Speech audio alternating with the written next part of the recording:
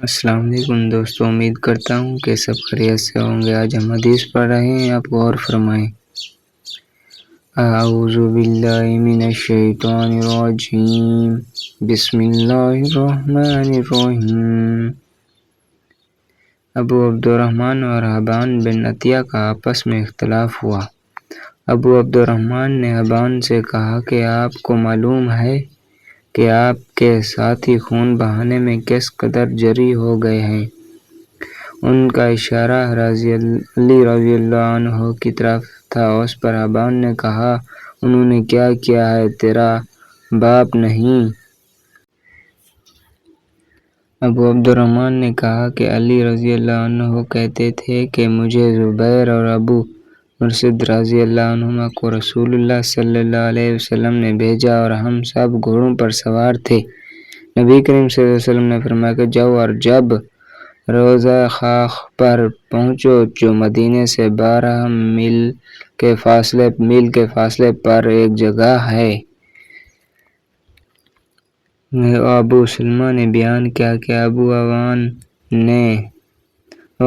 نے خاک کے بدلے حاج کہا ہے، تو وہاں تمہیں ایک عورت سارہ نامی ملے گی اور اس کے پاس حطب بن ابی بلتع کا ایک خط ہے جو مشرکین مکہ کو لکھا گیا ہے، تم وہ خط میرے پاس لاؤ۔ چنانچہ ہم اپنے گھوڑوں پر دوڑے اور ہم نے اسے وہیں پکڑا جہاں نبی کریم صلی اللہ علیہ وسلم نے بتایا تھا۔ وہ عورت اپنے اونٹ پر سوار جا رہی تھی۔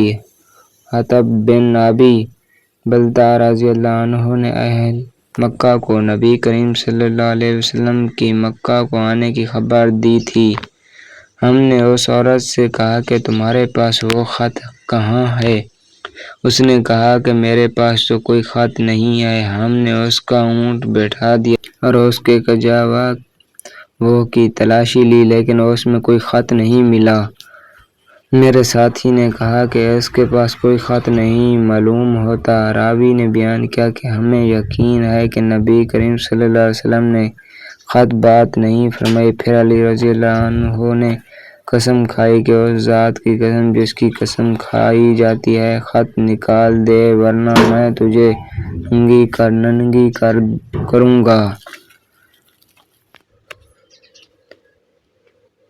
اب وہ عورت اپنے نفع کی طرف جھانکی۔ اس نے ایک چادر کمر پر باندھ رکھی تھی اور خط نکالا۔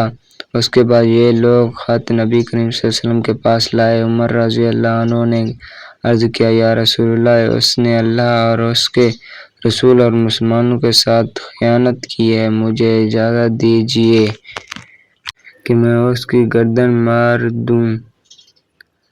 لیکن نبی کریم صلی اللہ علیہ وسلم نے فرمایا، حطب تم نے ایسا کیوں کیا؟ حطب رضی اللہ عنہ نے کہا، یا رسول اللہ، بھلا کیا مجھ سے یہ ممکن ہے کہ میں اللہ اور اس کے رسول پر ایمان نہ رکھوں؟ میرا مطلب اس خط کے لکھنے سے صرف یہ تھا کہ میرا ایک احسان مکہ والوں پر ہو جائے، جس کی وجہ سے میں اپنی جائیداد اور بال بچوں کو ان کے ہاتھ سے بچا لوں۔ بات یہ ہے کہ آپ کے اصحاب میں کوئی ایسا نہیں جس کے مکہ میں ان کی قوم کے ایسے لوگ نہ ہوں جس کی وجہ سے اللہ اور ان کے بچوں اور جائیداد پر کوئی آفت نہیں آنے دیتا، مگر میرا وہاں کوئی نہیں ہے۔ نبی کریم صلی اللہ علیہ وسلم نے فرمایا کہ حطب نے سچ کہا ہے، بھلائی کے سوا ان کے بارے میں اور کچھ نہ کہو۔ بیان کیا کہ عمر رضی اللہ عنہ نے دوبارہ کہا کہ یا رسول اللہ صلی اللہ علیہ وسلم، اس نے اللہ اور اس کے رسول اور مومنوں کے ساتھ خیانت کی ہے، مجھے اجازت دیجیے کہ میں اس کی گردن مار دوں۔ نبی کریم صلی اللہ علیہ وسلم نے فرمایا کہ یہ جنگ بدر میں شریک ہونے والوں میں سے نہیں ہے۔ تمہیں کیا معلوم اللہ تعالیٰ ان کے اعمال سے واقف واقف تھا اور پھر فرمایا کہ جو چاہو کرو، میں نے جنت تمہارے لیے لکھ دی ہے۔ اس پر عمر رضی اللہ عنہ کی آنکھوں میں خوشی سے آنسو بھر آئے اور عرض کیا، اللہ اور اس کے رسول ہی کو حقیقت کا زیادہ علم ہے۔ ابو عبداللہ امام بخاری رحمۃ اللہ علیہ نے کہا کہ خواہ زیادہ صحیح ہے، لیکن ابو عوان نے حاج ہی بیان کیا ہے اور لفظ حاج بدلا ہوا ہے، ایک جگہ کا نام ہے، اور ہاشم نے خاک بیان کیا ہے۔ پیارے دوستو، مزید اس طرح کی ویڈیو دیکھنے کے لیے ہمارے چینل کو سبسکرائب کریں۔ شکریہ۔